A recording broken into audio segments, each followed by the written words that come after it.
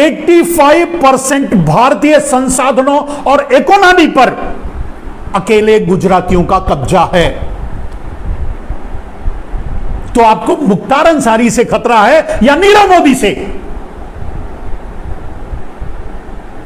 आपको अतीक अहमद से खतरा है या मेहुल चौकसी से? आपको किसी आतंकवादी घटना से खतरा है जिसमें 1, 2, 5, 10, 20 मारे जाते होंगे, कोई बात नहीं है, या मोदी एंड मोदी से? सोचिए, इस तथ्य को लोगों तक पहुंचाइए, तभी बंद होगा 80-20 का नारा। खतरनाक कौन है, घातक कौन है देश को? और मेरे दोस्त, अब अंत में नहीं, मतलब अब सुनिए सबसे बड़ी बात कि अब नरेंद्र मोदी प्रधानमंत्री के रूप में मसीहा बनकर आपके बीच आ गए। आप भी उन्हें मसीहा मानते हैं, मैं भी मसीहा मानता हूं, वो हमारे प्रधानमंत्री हैं, उनका आदर करता हूं। लेकिन 2 गुजराती देश को विदेशी पूंजीपतियों, आप देख रहे हैं वॉलमार्ट अमेरिका चीन को लुटा रहे हैं, लूटने के लिए बुला रहे हैं। अभी देखिए वॉलमार्ट आ रहा है, रिटेल सेक्टर से लेकर के बीमा सेक्टर से लेकर के आप देख रहे हैं किस तरह से लूटा जा रहा है, लुटवाया जा रहा है। तो 2 गुजराती देश को विदेशी पूंजीपतियों, पूंजीवादी देशों अमेरिका और चीन के हाथों बेच रहे हैं। देश की पूंजी को गुजरातियों में रेवड़ियों की तरह बांटी जा रही है। अब क्या कहेंगे कि मैंने कहा पहले इस लाइव को शुरू करने से पहले कि नरेंद्र मोदी आज भी एक प्रधानमंत्री नहीं, एक मुख्यमंत्री, गुजरात के मुख्यमंत्री की तरह काम करते हैं। क्या कभी आपने इस बात पर सवाल उठाया? कभी इस बात को नोटिस किया? जब भी आपके सामने 80-20 की बात की जाती है, जब भी आपको मुसलमानों के कटघरे में, मुसलमानों को कटघरे में लाकर आपके सामने खड़ा किया जाता है, जब भी आपको मुसलमानों का नाम लेकर के डराया जाता है, हिंदू खतरे में है, देश खतरे में है, हिंदुत्व खतरे में है, कोई खतरे में नहीं मेरे दोस्त। वो 5% लोग खतरे में हैं।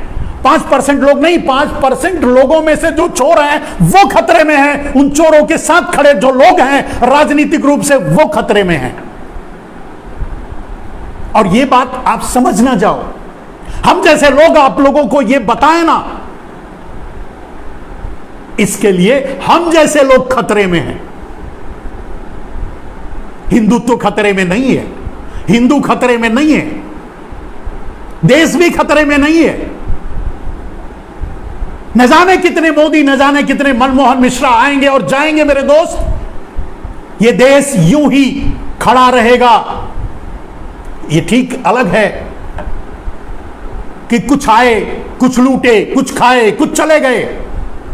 आगे आपको और कुछ तथ्य बताते हैं। मुसलमानों को देश के लिए खतरा बता रहे हैं। दुर्भाग्यवश देश इनके षड्यंत्र में फंसता भी जा रहा है, क्योंकि जब भी चुनाव आता है ये हिंदू मुसलमान के नाम पे ही वोट मांगते हैं, दूसरा इनके पास कोई मुद्दा ही नहीं होता।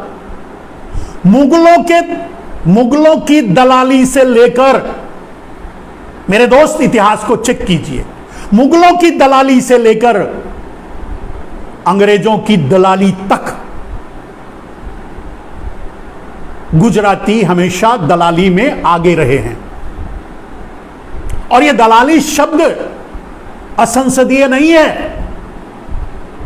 दलाल स्ट्रीट मुंबई में है और दलाल शब्द इन्हीं गुजरातियों की देन है शेयर मार्केट के जरिए। तो यह असंसदीय भाषा नहीं, इसका इस्तेमाल कर सकते हैं आप।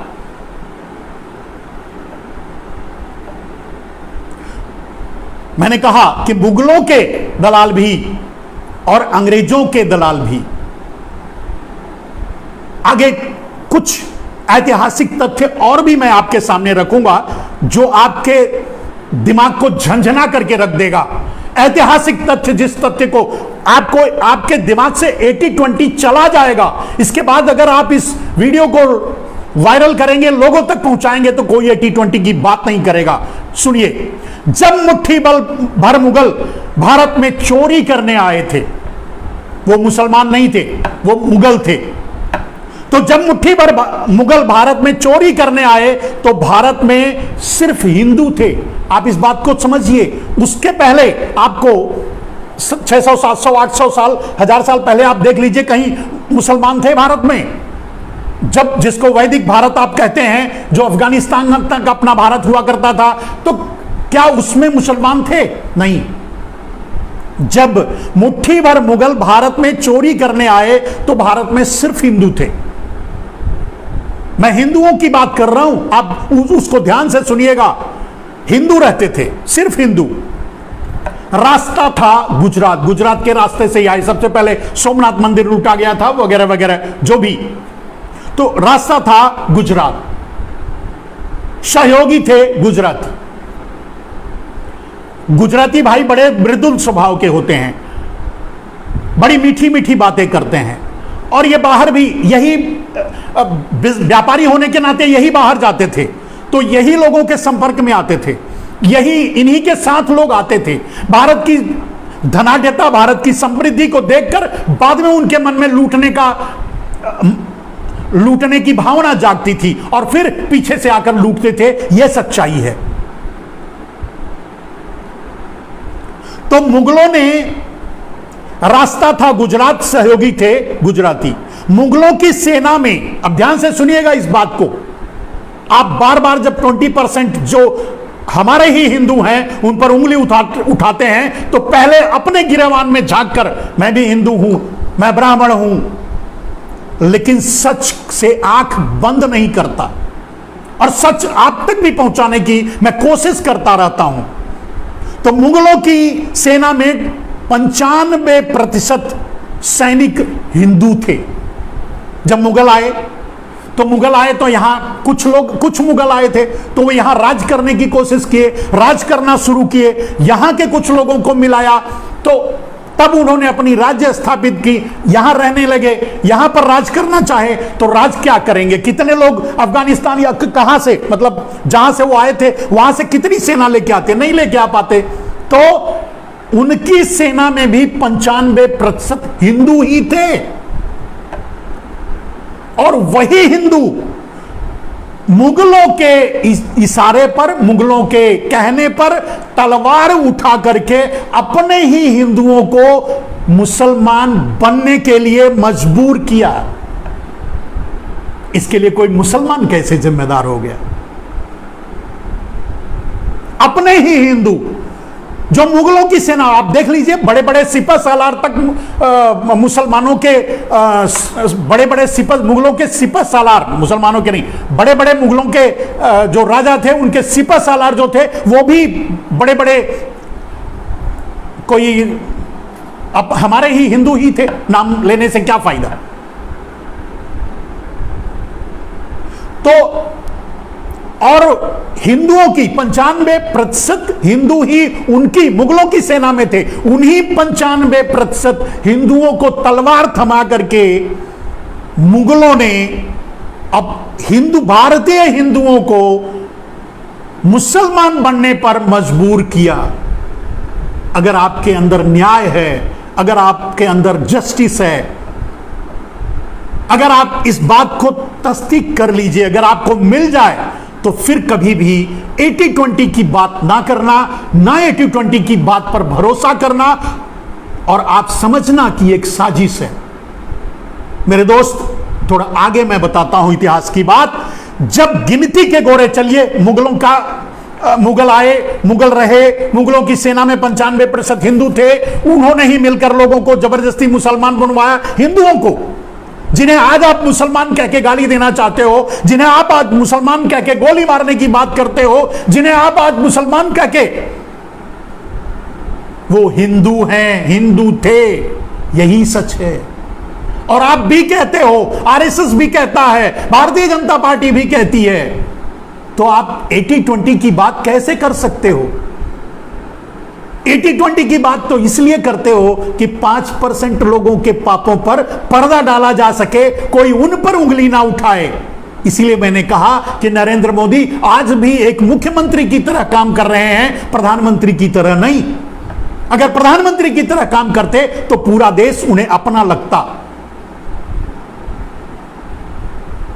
हर ठेका, हर देश का हर जो भी बिके वो एक आदमी के पास नहीं जाता। चलिए उस विषय पर और बात करेंगे, दूसरे दिन उस मुद्दे को उठाएंगे। जब अब आते हैं मुगलों से गोरों की बात, अंग्रेजों की बात। जब गिनती के गोरे भारत लूटने आए तब भी भारत में हिंदू और जबरदस्ती जो जिन हिंदुओं को मुसलमान बनाया था, यानी कन्वर्टेड मुसलमान, तो हिंदू और मुसलमान ही भारत में रहते थे। यानी अगर कहा जाए परोक्ष में तो हिंदू ही रहते थे। फिर क्या हुआ? सहयोगी तब भी वही गुजराती थे, 5%। आपने सुना होगा कान्हा नाम का कोई गुजराती गया था तो लेके आया तो वो उसको पता चला, ये सब कहानियां छोड़ दीजिए, रास्ता गुजरात था। किसके कहने पर कैसे हुआ, लेकिन था वही। सबसे पहले ईस्ट इंडिया की कंपनी की स्थापना गुजरात में हुई, अंग्रेजों का पदार्पण गुजरात में हुआ। और इसलिए हुआ क्योंकि ये व्यापारी होते थे, जाते थे, मृदुभाषी हैं गुजराती, व्यापार में प्रवीण हैं, मुखर हैं, सक्षम हैं, अच्छे हैं, व्यापार करते हैं, अच्छी बात है। इसलिए लोग उनके पीछे पीछे आते थे। जैसे मुगल आ गए वैसे अंग्रेज भी आ गए, वैसे डच आए, वैसे फ्रांसीसी आए, वैसे जर्मन आए, वैसे ब्रिटिश आए। तो अंग्रेजों के बारे में अंग्रेजों ने तब भी सहयोगी, अंग्रेज जब मुट्ठी भर गोरे भारत में आए तब भी सहयोगी गुजराती थे। अंग्रेजों ने खूब लूटा देश को। 95% सैनिक हिंदू ही थे। अंग्रेज जब आए, अब गुजरात की बात नहीं कर रहा हूं, अब पूरे देश की बात कर रहा हूं, कि जब अंग्रेज आ गए, अपना राज्य उनके सहयोग से लेने लगे, करने लगे, कर लिया। कोई भी युद्ध अंग्रेजों के साथ गुजरातियों ने नहीं लड़ा, वो आगे बताता हूं। लेकिन अब अगर पूरे देश के परिप्रेक्ष्य में देखें तो 95% अंग्रेजों की सेना में भी हिंदू ही थे। और उन्हीं हिंदुओं के बंदूकों के जोर पर भारत को अंग्रेजों ने रौंदा। हिंदू ही बंदूक लेकर खड़े थे अंग्रेजों के साथ, हिंदू ही रौंदा, पूरे भारत को रौंद डाला। माताओं बहनों का सार्वजनिक बलात्कार किया, हमारी संस्कृति, सभ्यता, शिक्षा और समृद्धि को तहस नहस कर डाला। अब सोचिए, कौन है दोषी, कौन है अपराधी? मेरे दोस्त, और आज अगर अंतर्राष्ट्रीय स्तर पर भी देखा जाए तो नरेंद्र मोदी उन्हीं बलात्कारी अंग्रेजों को रेड कारपेट बिछा करके भारत में बुला रहे हैं। जो काम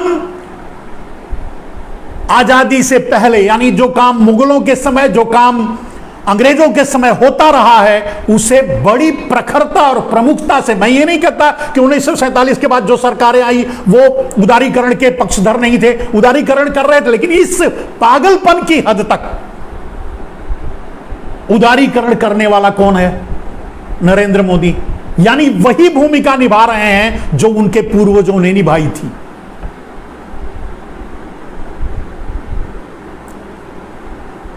अंग्रेजों को कारपेट बिछा करके बुला रहे हैं भारत में। आप इससे सहमत हैं? भारत के हर क्षेत्र को 100% FDI in 100 sector Narendra Modi ही और आरएसएस एफडीआई का विरोध कर रहा था, जीएसटी का विरोध कर रहा था। आते ही 100% एफडीआई इन 100 सेक्टर लागू किया। अंग्रेजों के लिए, विदेशियों के लिए रेड कारपेट बिछाया गया। आप कहेंगे कि बिना अंग्रेजों का, बिना एफडीआई का विकास नहीं हो सकता। सवाल ही नहीं उठता। आप अगर राजीव भाई को जानते हैं, पढ़े हैं, सुने हैं, तो आप देख लीजिए, कभी भी बाहरी हमारा विकास नहीं करते, हमको लूटने आते हैं, पहले भी, बाद में भी, आज भी। चाइना हमारा विकास करने आया है।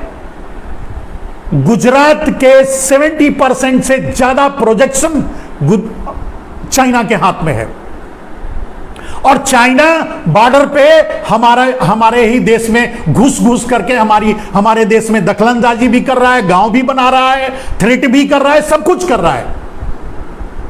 आप किसे राष्ट्रवादी मानते हैं मेरे दोस्त? किस तरह से मानते हैं, मैं नहीं समझता। मैं आज जवाब 80-20 का देना चाहता हूं, उस खतरे को आपको से आगाह करना चाहता हूं। इस विषय पर मैं बात करने के लिए आज आया हूं, और आगे 5 बड़े ऐसे तथ्य मैं आपके सामने रखूंगा जो आपके दिमाग को हिलाकर रख देगा, जो मैं बहुत बार रखता रहा हूं।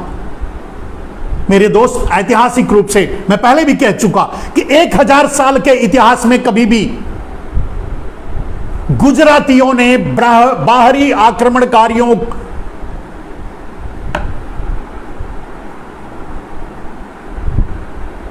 के खिलाफ, गुजरातियों ने कभी भी बाहरी आक्रमणकारियों के खिलाफ हथियार नहीं उठाया है,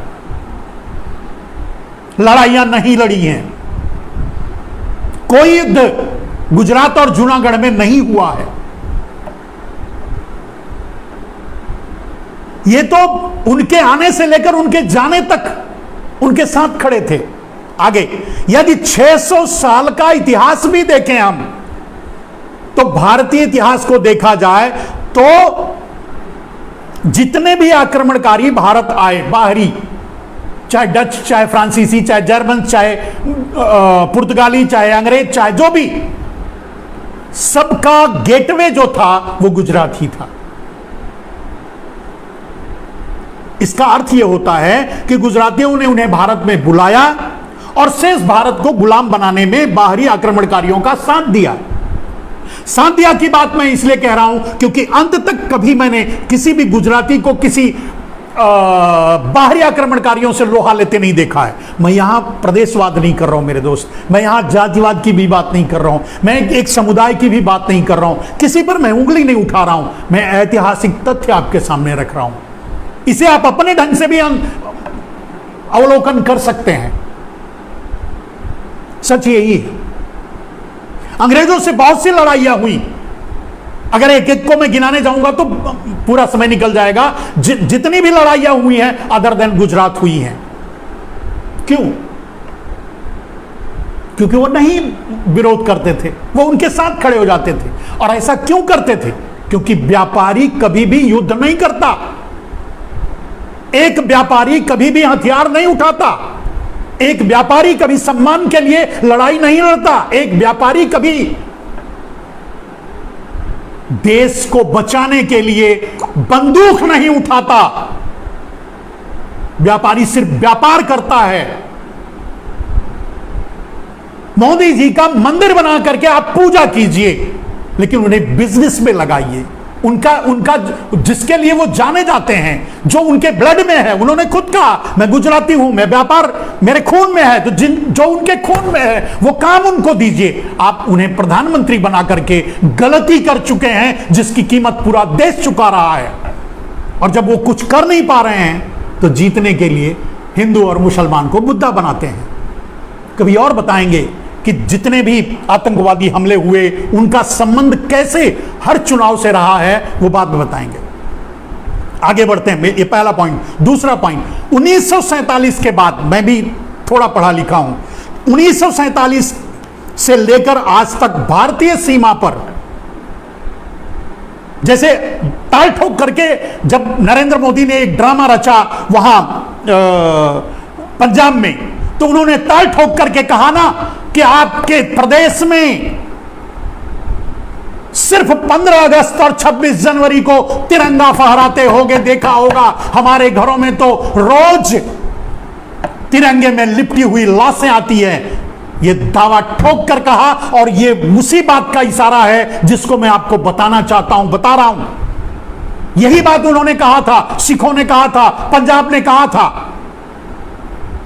1947 से लेकर आज तक भारतीय सीमा पर एक भी गुजराती ने भारत मां की रक्षा के लिए अपने प्राणों की आहुति नहीं दी, अर्थात एक भी गुजराती सीमा पर शहीद नहीं हुआ। ऐसा नहीं कहता मैं, ऐसा इसलिए कह रहा हूं कि अगर कोई शहीद हुआ हो तो बताइएगा।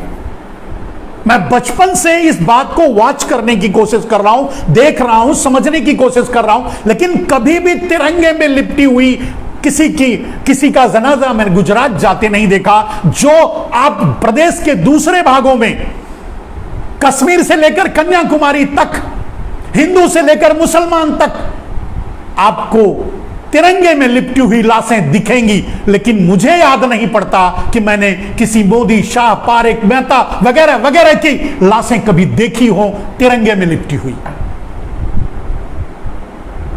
यह बात अलग है कि राजनीतिक रूप से कोई मर गया तो उस पर तिरंगा डालें, वो अलग विषय है। मैं शहीद की बात कर रहा हूं।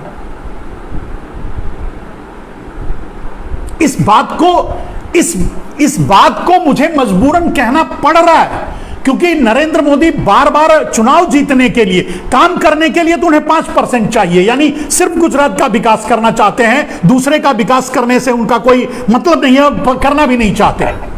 आज आखिर क्यों हर जो बिक रहा है, 2 खरीद रहे हैं, 2 बेच रहे हैं, 2 गुजराती देश बेच रहे हैं और 2 गुजराती देश खरीद रहे हैं। आखिर ऐसा क्यों हो रहा है? अगर प्राइवेटाइजेशन की ही बात है तो सिर्फ 2 ही आदमी प्राइवेटाइजेशन के लिए बच रहे हैं।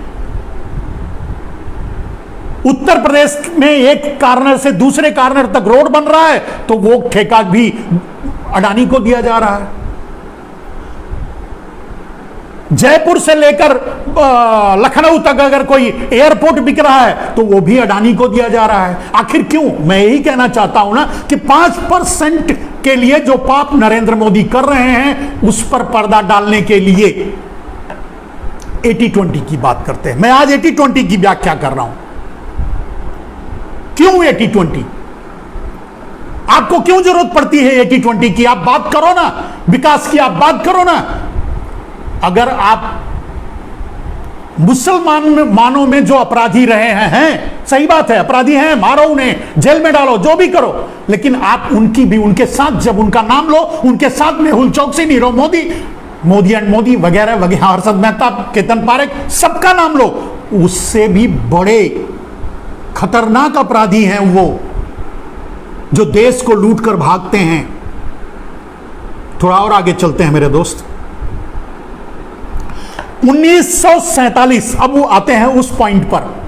1947 से लेकर आज तक भारत में, इस तथ्य को कोई काट कर दिखाए, आकलन पेश करे। आकलन भी मैं बताता हूं, क्या आकलन पेश करोगे, सामने आ जाएगा, तथ्य सामने आ जाएगा, वो भी मैं पेश आपको बताता हूं। 1947 से लेकर आज तक भारत में जितने भी, मैं बोल रहा हूं, फाइनेंशियल, इंस्टीट्यूशनल, ऑर्गेनाइज्ड क्राइम, चोरी, डकैती, अतीक अहमद, मुख्तार अंसारी और मुन्ना बजरंगी तो बहुत से होते हैं, लूटपाट, छीना छपैटी, ये सब बहुत से लोग करते हैं। मैं बोल रहा हूं ऑर्गेनाइज्ड क्राइम, जो बैंकों करोड़ों का करोड़, लाखों करोड़ घोटाला करते हैं, लाखों करोड़ खा जाते हैं, लूट कर भाग जाते हैं।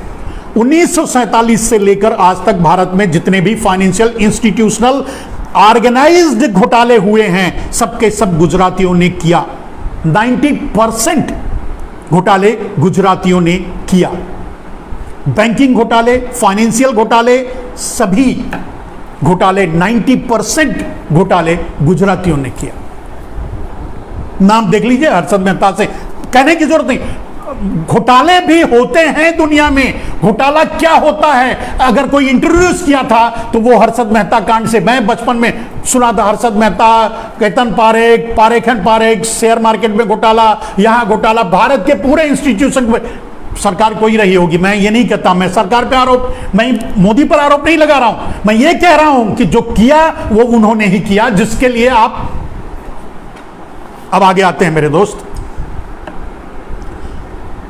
तो जब ऑर्गेनाइज्ड क्राइम करने वाले, बड़े घोटाले करने वाले सबके सब गुजराती हैं, तो भाई आप इस 20% मुसलमानों को क्यों टारगेट करते हो, और वो भी वोट के समय?